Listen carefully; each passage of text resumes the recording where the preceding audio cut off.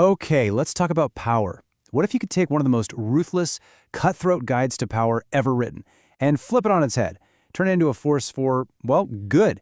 That's exactly what we're going to dig into in this explainer. You know, it's a question that probably crosses our minds all the time. Do you have to be ruthless to get to the top? Well, there's one really famous, or maybe infamous, book out there that gives a pretty clear and super controversial answer to that. Yeah, you probably guessed it. We're talking about Robert Greene's The 48 Laws of Power. I mean, people call it a handbook for modern-day Machiavellis, right? The whole thing is basically built on the idea that for you to win, someone else has to lose. It's all about competition and scarcity. And you can't deny its influence. It's massive. We're talking over 1.2 million copies sold just in the US. It shaped how people think in corporate boardrooms and Hollywood, and even in the world of hip-hop. It is everywhere. So what's the deal with this book? What makes it so potent? And honestly, kind of feared by a lot of people. Okay, this is what I find absolutely wild. The range of people who read this. You've got superstars like 50 Cent and Jay-Z, you've got powerful CEOs using it in meetings, and then at the same exact time, it's one of the most requested books in prison libraries. It's even banned in some prisons. It just goes to show you, it feels like everyone from every walk of life is looking for an edge in what feels like a really competitive world. But here's the thought. What if that whole dog-eat-dog zero-sum worldview is just wrong? What if it's fundamentally flawed? To explore that, we're going to look at a totally different idea, one that actually comes from a book written way back in 1910 called The Science of Getting Rich. And right here, this is where these two philosophies just completely collide. It's like two opposing worldviews. On one side, you've got Greene's world. It's a zero-sum game. The pie is only so big, and for you to get a slice, you have to take it from someone else. But then on the other side, you have this idea from Wallace D. Wattles, which is all about abundance. The idea that wealth isn't something you fight over, it's something you create. It's a win-win.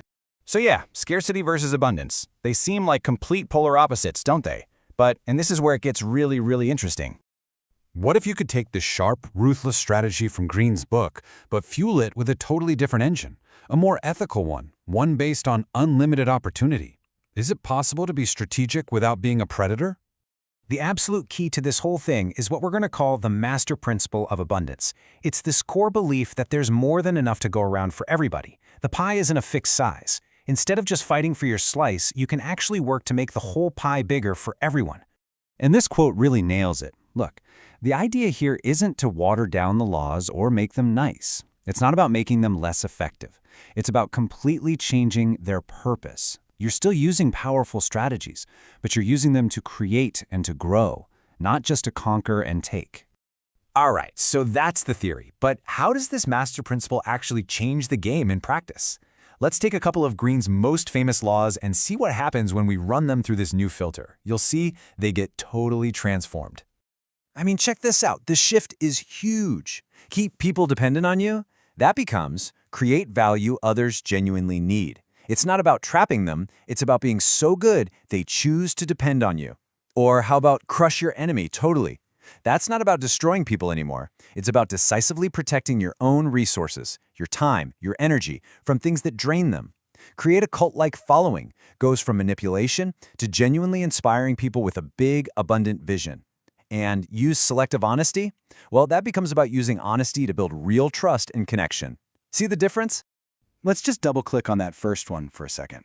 Law 11. The big takeaway here is that your power isn't coming from some kind of trap you've set for people. It's not about control. Your power comes from being so incredibly valuable, so indispensable, that people want to work with you. They choose to rely on you. That's a way more sustainable, and I'd argue, a much more powerful kind of influence in the long run. Okay, so this all sounds great, but what does this new playbook for power actually look like day to day? How do we put this into practice? Basically, it's a total shift in perspective. You're moving from scarcity to abundance, from a zero-sum game to a win-win game. You're ditching manipulation in favor of creating real value, and you're swapping out deception for what we could call strategic integrity. When you do this, you end up on a path to success that's not just powerful, but sustainable. You're building networks of people who want to support you, not burning bridges on your way to the top. So here it is, the 4 new rules. Think of this as your guide. Number 1, it all starts in your head. Adopt an abundance mindset. Genuinely believe there's enough for everyone. 2, reframe what power even means. It's not about taking, it's about creating value. What can you give? What can you build? 3. Become essential, but do it through genuine contribution. Foster that value-based interdependence. And finally, number 4, act with strategic integrity. Use your ethics not as a weakness, but as your biggest long-term advantage. And that brings us to the final, big question this whole idea leaves us with. If power isn't about taking from other people, if it's not a conquest, then it must be a creative act. It's about what you bring to the table. So the question for you to think about is, what value are you going to create to earn it?